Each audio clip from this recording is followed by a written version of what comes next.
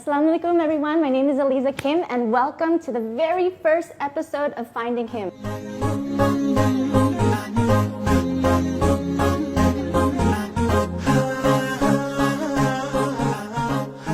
Now this is a series about how I reverted to Islam, and also I'll be sharing about all the different lessons that I learned along the way in the years that, I was a new Muslim. Actually, I'm still a new Muslim. I'm 3 years old, but let me tell you about my story. Well, I was born in Enid, Oklahoma, in the US, if you can't tell from my accent. And, when I got a little bit older, I did a master's degree, which led me actually to taking steps to come back to Asia. Okay, so when I moved to Asia, I actually moved to Thailand first. That's my heritage. My parents are from Thailand. So I was working there, and then, as I said, I decided to get into the entertainment line. And from the modeling and the TV shows and all of that, the TV series, that's how I jumped over to Malaysia, where I am right now. I came here to shoot a big production TV commercial, and I've been here ever since. I was doing well with my television work, with my commercial work, but I felt different. There was emptiness inside that I felt, and usually what I would normally do, I would go back to a church or I would ground myself in Christianity because that's what I was. So I started to really think more about religion and how it plays in my life and whether it was the right way to give me peace or not. At a point where I felt maybe there's something more, and I started on my journey of finding and, self-realization and soul-searching. And of course, as you can tell, that journey led me quickly to Islam. Along my journey, I decided to buy a whole stack of books. Again, I was Christian, so I wanted to ground myself in my religion at that time. So I bought, books on a short history of Christianity. I bought books on Pauline theory, a whole bunch of different books, and I just read it one by one. The first one that I started with was actually a book on comparative religions. Now I was on a search for God, a true search for God. Because in my head, I was like, I'm empty. I know that God is the answer, so I want to make him pleased with me. So I was on the search for what is the true church? How do I worship God in the best way that I can, in the true way? So when I started reading about comparative religions, again, it was more of a refresher that, oh yeah, the Bible was actually put together in this way.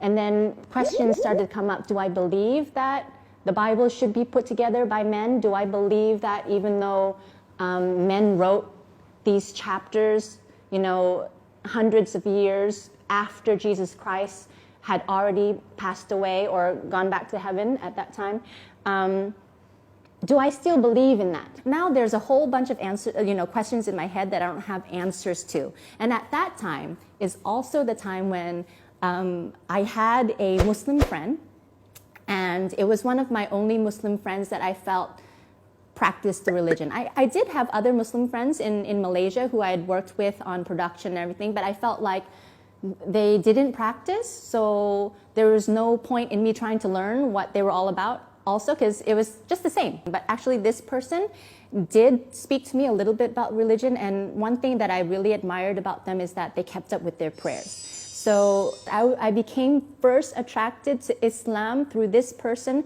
because of their prayers. So then that made me reflect. I was like, I think I'm a pretty good Christian girl. How come I don't pray 5 times a day? How come if I don't pray, nothing happens? It's not sinful or anything. I can forget for 2 months and it's fine. So I felt like, okay, my Muslim friend can pray 5 times a day. When they pray, I pray too, but I pray in my own way. And that went on for a little while until my Muslim friend was like, Aliza, I know that you're on this journey of trying to find the truth for yourself about God.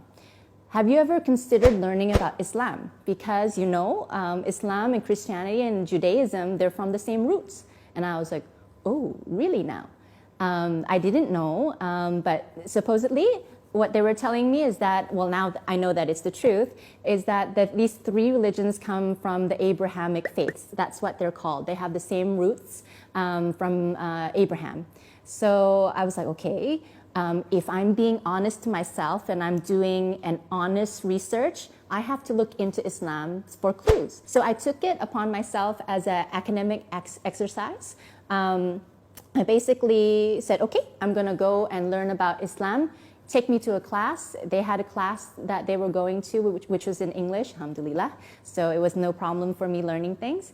And you know, when I went, there were all these words that I didn't understand. But of course, now I know it's the Arabic word for the same English words that I knew. For example, Abraham. In Arabic, it's Ibrahim. So I was like, who is this? Who's this Ibrahim? But the story sounds really familiar, right? So I thought, okay, if I need to learn about this, and if I really want to understand, I need to learn in my head, because I thought I can't look at translations. I have to learn all the old languages. So that would be Arabic, Aramaic, Hebrew, Orthodox Greek. In my head, I actually thought I'm going to go in and I'm going to learn all these languages and I'm going to be set. I don't have to depend on all these writers. I'm going to do it myself and get the truth.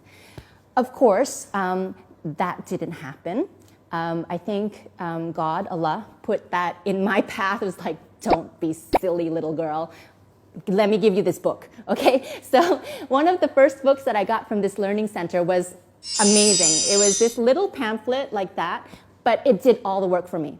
It compared English, Arabic, Aramaic, so all those old languages were compared for me. I was like, wow! It's like my prayer was answered, right? So I was learning these things and it was really interesting to me. I really felt like whatever books came my way, Allah put in exact order for me to break whatever mindset I had before and really build on that foundation. Whatever I learned, the next pamphlet that was given to me, amazing, it built on that. And it just built and it built and it built until I realized for myself that since a Muslim is someone who just submits themselves to the will of Allah, to God, I feel like I was Muslim my whole life. One day, I actually asked a Muslim lady if she would mind me following her around, because I had no idea what a Muslim's life was like, if I can actually, get up and pray and things. So I actually, wanted to ask this lady, can I go to your house at 5 a.m. and stalk you for a whole day? Because I need to know, how do you organize yourself? So that was a day. I went to the learning center. So this was a volunteer there. I went there for the class, and then I was going to go out and see this woman when the teacher actually asked me, so Aliza, do you have any questions? I didn't have questions, but since he was nice enough to ask, I was like, oh, never mind, I'll just chat with him. And, I spoke to him, and he said the most amazing, hurtful things. Hurtful, why? Because it was as though, Allah put those words into his mouth, and he said them in such a way that hurt my heart and made me think so much about everything that I had learned. And because of that, I took my shahada that day. But exactly what was going through my mind, how I came to the decision to say yes to him, that's in the next episode. So stay tuned. Hey guys, thanks for watching this episode. Now, this isn't what series is actually about. I'm just introducing myself now, right? I actually want to share with you so many things, about my what I learned first, what I learned next. So this is really supposed to be a series about me sharing what I've learned with you. But first, of course, we have to get to know each other. And part of getting to know each other is, number one, if you like this episode, please like it and leave me a comment. Or if you want to get in touch with me, you can go to my Facebook, which is Facebook.com/official Aliza Kim. Also, you can, subscribe to this channel, which is here, Dop's channel. And also, I'm still not quite done introducing myself. I still want to tell you about my shahada. So if you want to watch that next episode is right here. So I'll see you in the next episode.